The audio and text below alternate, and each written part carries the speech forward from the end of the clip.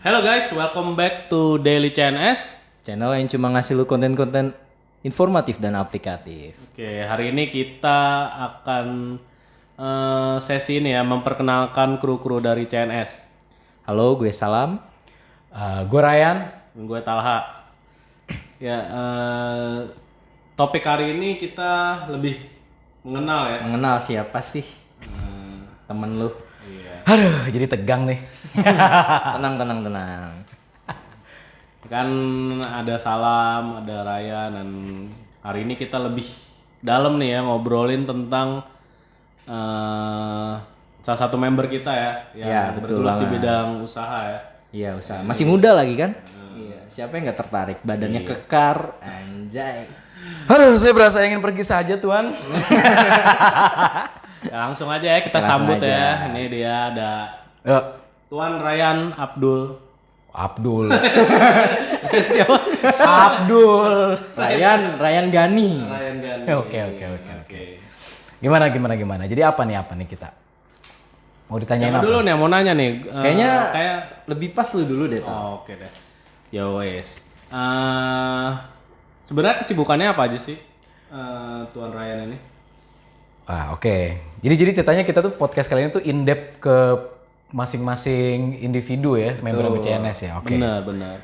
Oke, gue coba jawab pertanyaan dari Tuan Talha. Jadi kesibukan gue sebenarnya adalah usaha nih, Bor. Gue jadi lagi running a family business lah, bisa dibilang gitu. Keren banget. Wah, lebay banget.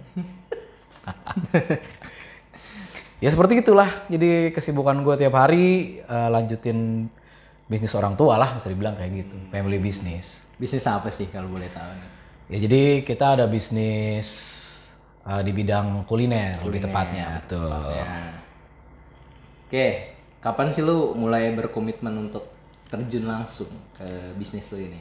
Oke, ya bisa dibilang cukup muda ya. Jadi gue tuh mulai serius bantuin di bisnis keluarga ini atau komit untuk jalanin bisnis ini di umur sekitar 16 tahun lah. 16 tahun. Ya gitu, 16 tahun. Muda banget ya. Biasanya bukannya kalau umur-umur segitu tuh pemikiran kita masih belum dewasa ya. Terus gimana sih lu cara mensiasati? Wah, kalau ditanya kayak gitu sebenarnya manusiawi sih, Bor. Jadi ya di mana-mana Learning by doing mungkin ya. iya, di mana-mana umur 16 tahun, umur 17 tahun memang identik sama masih main. Nggak seneng nongkrong kan, nggak Cinta mungkin. monyet, ya Wow. kan ya. Cinta monyet biasa masih main. Ya tapi di awal memang waktu komit untuk terjun ke dunia usaha, ya berat sih pasti berat lah, Bor. Berat ya. Ya karena di umur segitu teman-teman gue lagi pada main, lagi pada nongkrong-nongkrong ya kan, jalan-jalan pakai sepeda gitu. Yang punya motor udah keren banget lah zaman dulu kan. Tapi gue dulu tuh dorong-dorong gerobak, Bor. Bantuin nyokap gue jualan es. Tapi nyokap lu support 100% ya? Support 100%. Selama itu membangun karakter gue ke arah yang lebih baik ya. Di arah lebih baik itu support. Dan memang nyokap gue tanda kutip bilang kalau ya lu mau usaha, lu harus tahu nih usaha dari bawah dulu nih gitu kan. Nih kita lagi jualan es, jualan gerobak. Jadi nggak instan. Gak instan, gue jualan gerobak ya kan, teman-teman gue main-main. Sampai langganan dulu gue jualan tuh teman SD gue sih Bor waktu itu tuh. Temen SD lu? Iya teman SD gue. Gue Gimana jualan. perasaan lu tuh? Ya wajar lah namanya umur segitu masih ada gengsi udah pasti manusiawi lah. Gue juga nggak sok-sokan kayak enggak lah tergantung mindset ya enggak juga. Mindset itu kan dibentuk. Otomatis awal-awalnya pasti lu ngerasain dulu deh kayak wah gila teman gue jalan sama pacarnya. Terus gue lagi jualan es lasi zaman itu Bor. Jadi zaman itu tuh masih hype-nya banget es lasi dulu tuh. Ya lu pasti inget lah yang pakai sirup-sirup banyak rasa sampai puluhan tuh rasanya. Kayak telur kodok gak sih? Iya, yang kayak gitu. Pokoknya zaman-zaman kayak gitu. Nah, itu yang beli temen gua. Jadi pas, "Bang, beli dong." "Hah? Eloh?" Gitu. "Lah, eloh? Lu ngapain jualan?" Nah, itu pas pertama kayak gitu pasti manusiawinya tak. Nah, ya benar-benar. Temen gua balik sekolah tuh posisi di situ kan. Kayak ada rasa malu lah. Iya, malu, ada gengsi juga. Cuman ya gua dalam hati kayak, udahlah biarin aja orang. Yang penting gua ngelakuin hal yang halal kan, gue nggak Dan hal yang benar. hal yang benar juga, gue ngebantuin orang tua gue gitu kan, gue bukan main-main. ya udahlah di awal nggak apa-apa begitu, ntar juga biasa. Gitu. Lama-lamaan kayak gitu, kurang lebih sih kayak gitu Bor. Oke, lanjut kali ya. Ya, lanjut lah. Mungkin selama Ryan ngejalani bisnis ini tuh ada nggak sih momen-momen yang paling nggak terlupakan gitu? Waduh. Terus juga dengar-dengar nih Ryan nih ada hal-hal yang dikorbankan, kayak misalnya lu nggak, misalnya lu nggak ambil kuliah gitu, dan gimana sih ini? Ini perlu pakai sesi nangis-nangis gitu nggak sih? Ah, nggak usah. Takutnya kan, tapi pas lu tanya gitu gue langsung. Tapi nggak apa-apa, biar kelihatan apa ya? Kelihatan menjiwai. Iya kan tiba-tiba kalau gitu, aku jadi inget ya, biasanya kayak gitu. Enggak lah, oke, enggak, bercanda. Ya jadi gini, waktu dulu tuh ada lah pasti ya. Tadi gue bilang ketika teman-teman lu sekolah, gue harus jualan. Karena memang gue posisi waktu bukan harusnya sih, di tahun itu tuh masih tahun-tahun gue sekolah sebenarnya. Produktif lah ya. Iya, tapi gue komit, gue bilang sama nyokap gue bahwa gue mau usaha. Dede. Iya, kurang lebih kayak gitulah, kayak mau bantuin aja gitu. Karena kan ujung-ujungnya di masa dewasa nanti kan gue ngebantuin bisnisnya keluarga gue juga gitu kan. Jadinya ya udahlah langsung aja gitu, terjun aja langsung lah. Mau terjun ini, aku mau terjun langsung gitu kan. Terus kata nyokap, ya kalau emang itu komitmen dari kamu, ya udah gitu kan. Ya akhirnya gue tinggalin bangku sekolah memang pada saat itu. Ya tadi gue bilang teman-teman gue tuh posisi lagi balik sekolah Pak. Dia balik sekolah, gue lagi jualan es. Jadi teman-teman gue sekolah, gue jualan es. Ya gitulah pokoknya zaman dulu tuh. Aduh kata gue.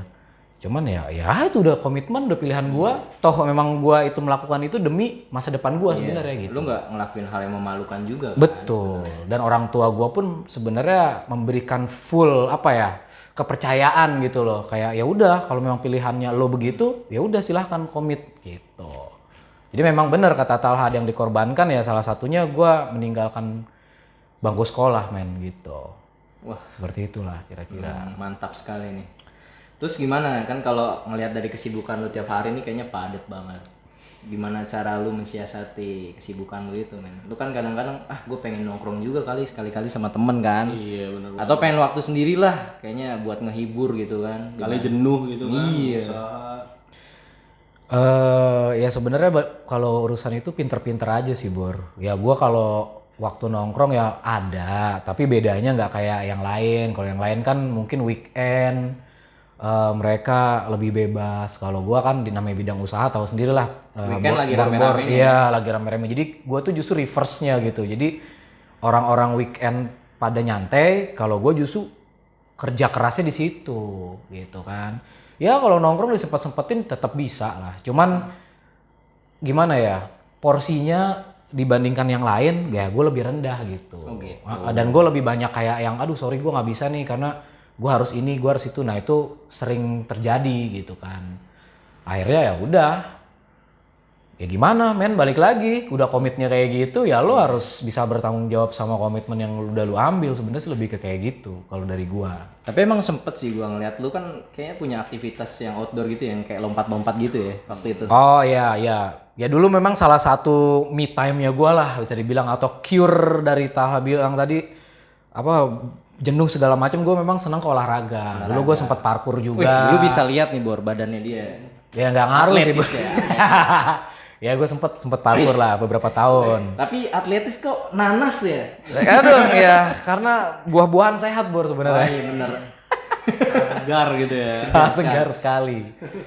Ya kurang lebih ya itu hobi gue sih salah satunya ya. Memang gue karena basicnya seneng olahraga sih. Olahraga. Jadinya apapun lah, olahraga apapun semua gue jalanin betul ya kayak gitu.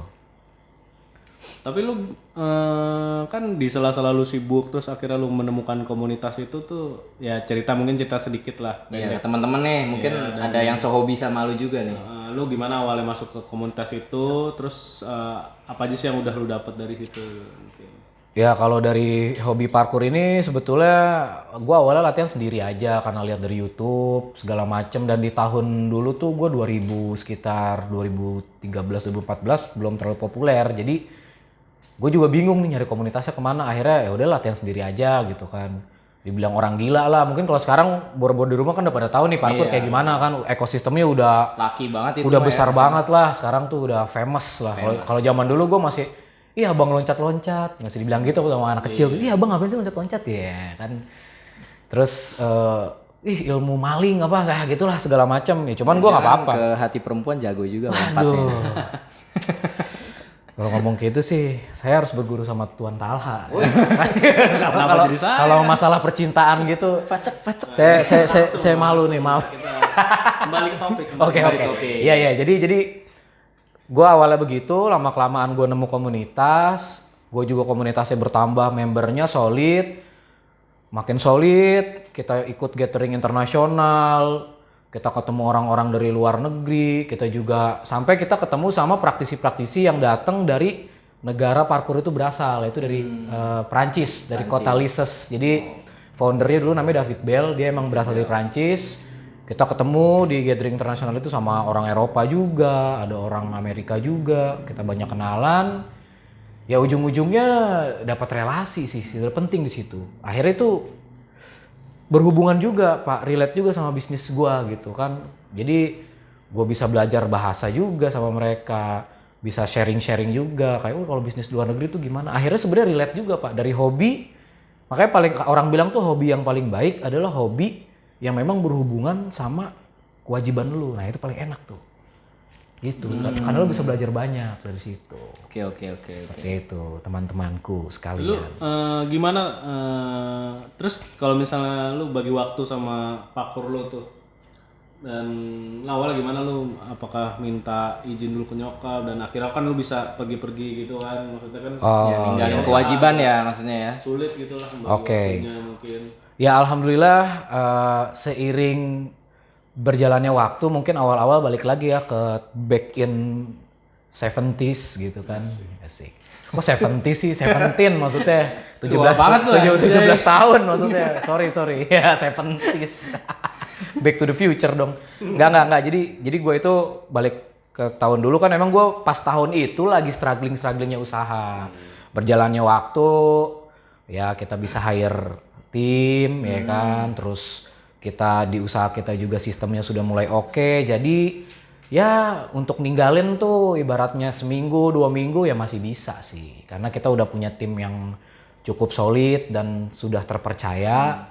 Bisa, jadi gue izin juga sama ortu gini-gini selama purpose-nya memang benar ya, selama purpose-nya ada relate-nya juga sama apa yang gue jalanin ya it's okay, no problem, tinggal cabut aja udah gitu. Enak ya kayak gini ya, pengusaha muda aktivitasnya di Jasmani, aktivitasnya tuh diridoin sama Ada proses Pak, ada proses. kasih tipsnya dong Ada buat proses dan teman-teman banyak, nih. ada proses dan banyak yang dikorbankan. Balik lagi ke yang tadi kan, menunda banyak kesenangan. Ibaratnya teman-teman itu bisa main seminggu 6 kali ya, gue dua kali udah syukur gitu dong.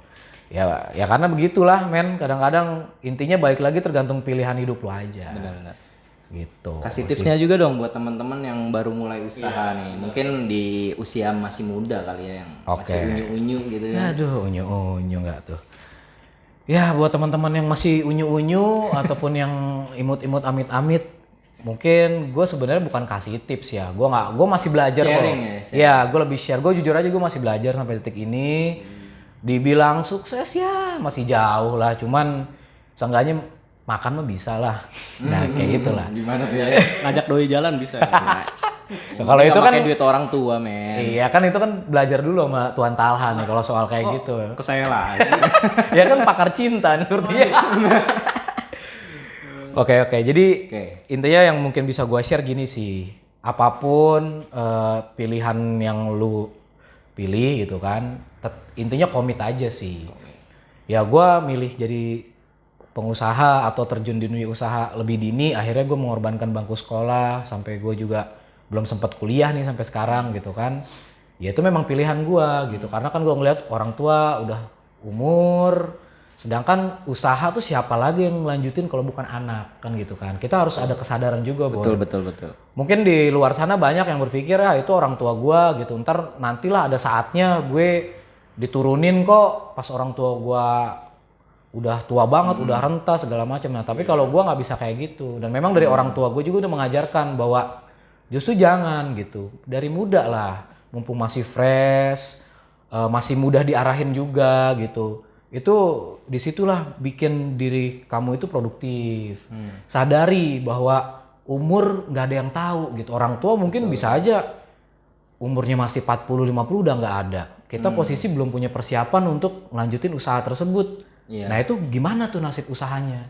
Maka nyokap gue bilang, udah nggak apa-apa dari muda, dari kecil malah bagus. Jadi nanti ketika belum tua-tua banget, udah bisa menguasai semua gitu kan. Nah berarti kan Gitu teman-teman. Jadi ya sekali. kurang lebih kayak yang masih gitu. muda nih ya lakuin sedini mungkin ya. Sedini mungkin, karena gini loh, lebih baik kita kehilangan masa muda Yap. daripada kita kehilangan masa depan. Waduh. Gitu. Berat sekali. Quotes yang ini. Iya karena betul Quotes men. of the day. Karena betul, masa muda lu korbanin sebentar pak. Karena tuanya lu bisa enak. Karena lu kan di muda tuh lu udah habisin tenaga lu, kreativitas tuh semua effort membuahkan hasil di masa tua. Dimana lu jadi bisa nyantai. Tapi kalau seperti orang-orang di luar sana kebanyakan, ya gue nggak mengeneralisir sih, maksudnya anak muda adalah yang justru, wah masih muda bro, seneng-seneng bro, aja dulu sama temen santuy, habisin duit. masih 18 tahun, masih 20, nah banyak kan, ini real kan, ya gue nggak ngada-ngada kan.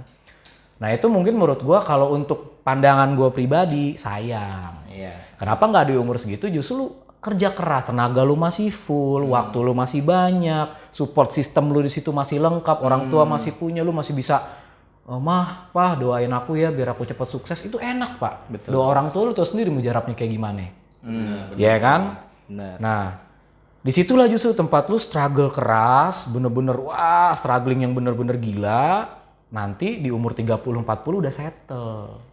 Lu udah gak mikirin masa muda lu udah tinggal ongkang-ongkang kaki, buka rekening duit naik terus pak. Aduh. Kayak gitu ya kan? Bisa belanja-belanja. Bisa ya. belanja. Keluar 100 juta pun kayaknya nggak berat. Enteng segitu. Ya kan? Ya Bercanda. kalau bini satu kurang, dua lah. Enggak. Sorry. Aduh. Enggak. Bahaya. Kalau udah pengusaha ngomong Bercanda. Sangat perkasa. Ya enggak, intinya ya lo lebih bijak lah. Bijak aja. Jangan sampai lo mengorbankan masa muda lo muda foya-foya, pas udah tua harusnya lo udah enak, ini malah harus kerja keras. Tapi tenaga lo udah habis di situ, aduh. Iya, sayang banget ya. Dan nyeselnya itu nggak bisa diulang, Bro. Pasti nanti pas udah tua, tahu gitu pas gue umur 16 udah berjuang ya. Jadi gue di umur segini udah nggak perlu kerja keras lagi. Nah itu kalau udah penyesalan gitu, udah pak selamanya pak disesalinnya. Nggak bakal bisa balik lagi waktu. Benar. Jadi bijaksanalah teman-teman. Anjir. Gue sok-sokan sih, cuman gue sorry enggak. Maksudnya ya gue kayak so iye gitu ya, padahal masih belajar. Ini hanya ilmu-ilmu yang gue serap dari buku-buku, dari mentor-mentor yang emang kredibel ya. Dan lo bisa cek sendiri, sebenarnya tinggal Google sih. Lo omongan-omongan gue juga ada kok di Google. Gak usah repot-repot. Oke, seperti itulah kira-kira, Bur. Oke, mungkin buat closing kali ya. Yoi, buat closing nih. Pertanyaan terakhir nih. Oke. Dari Ryan sendiri nih, kan kadang suka mengalami masa kesulitan gitu. Nah, terus pasti kan ada kayak prinsip gitu atau patah gitu yang menguatkan Ryan lagi untuk bangkit, atau enggak prinsip yang paling dipegang lah biar tetap mau berjuang gitu loh. Nah, ada nggak sih Ryan yang dimilikin kayak panutan atau sebenarnya kalau quotes itu banyak ya, balik lagi di Google banyak. Tapi mungkin kalau orang tua masih ada, itu sebenarnya paling mujarab itu pertama lo minta petuah lah gitu sama ortu. Terus lo minta doa juga, karena menurut gue gini loh. Sekeren-kerennya quotes, semantap-mantapnya mentor lo, kalau lo nggak dapet dukungan dari terutama keluarga, itu tuh tetap ada yang kosong pak. Jadi kayak nggak maksimal. Lo udah berusaha tapi kok kayak ada yang kurang gitu. Tapi beda kalau lo misalnya nggak punya mentor nih, lo ilmu juga ya biasalah, sosok lah. Tapi orang tua lo tuh kayak ngedukung, sering ngomong, kalau di Sunda mah ibu mah ngedoain Ujang selalu supaya sukses, mudah-mudahan Winnie jangan lupa berdoa. Nah itu tuh kalau udah orang tua ngomong gitu, motivasinya tuh langsung bles meningkat Pak. Makanya gue bilang kalau masih ada orang tua sebisa mungkin orang tua dulu lah yang diutamain gitu. Lu minta doa, minta restu. Kalau emang lu diomelin, ya pastilah kita kadang-kadang ada perlawanan, namanya anak muda wajar. Tapi sebenarnya nanti lu suatu saat orang tua lu nggak ada, lu bakal kangen main sama omelannya lo. Benar-benar. Wah gila, gue udah nggak ada yang ngomelin lagi. Gua kangen nih sama bentakannya emak gua, bokap gua. Nah makanya mumpung masih ada orang tua, memang paling enak sih kalau menurut gua ya. Apa-apa ngomong dulu sama orang tua. Orang tua ngasih ACC gitulah ibaratnya, nih udah setuju gue begini. Silahkan lu jalan aja. Nah barulah lu explore lagi, cari mentor, cari buku-buku yang memang relate, berhubungan, ngebus progres lu di dunia yang emang lu geluti. Nah itu silahkan, gitu kurang lebih Bor. Oke, jadi buat teman-teman yang baru mulai usaha kecil-kecilan ya jangan pantang menyerah lah ya. Kalau misalnya lu butuh insight, lu bisa cari mentor yang tadi Ryan bilang, atau lu bisa datang ke tempatnya Ryan. Waduh. Ya, nggak bayar kok ya. Jadi teman-teman yang mau main juga kali ya. Iya benar. Lu kalau nyari support system yang ngebus usaha lu pasti ya lu bakal bangkit lah. Ya dan lu pasti sama teman-teman lu yang cuma ngabisin duit. Nah, benar. Karena lingkungan juga mempengaruhi sih. Lu bakal ketemu ujung-ujungnya ketemu sama teman-teman yang satu frekuensi sama lu. Benar, itu. Saling support, Percaya bukannya menjerumuskan, bukannya bersaing secara kotor, tapi mereka memang saling kayak ayo. Ah, gitu loh. Kolaboratif. diajak. Betul. Kolaboratif. Seperti itulah kurang lebih. Kayak mungkin dia udah ya. Ya waktunya Udah cukup juga lah sudah kayaknya. menunjukkan. Ya, kalau kepanjangan mungkin bisa kali ya, cuman Bisa, mungkin di lain waktu mungkin ya, ya. kita bikin part lain, kita ngobrol lebih banyak lagi, dan ya itu semua juga tergantung teman-teman nih gimana reaksinya atas Betul. obrolan-obrolan kita ini. Teman-teman kalau misalnya Suka. ya suka misalnya ini, coba apa ya, kita butuh banget sih feedback sebenarnya. Benar. Ini juga apa ya, sebenarnya kita juga jadi wadah buat diskusi ya anak muda. Iya. Ya. Dan ini juga wadah biar kita lebih mengenal kalian, dan kalian juga tahu kita tuh siapa aja gitu.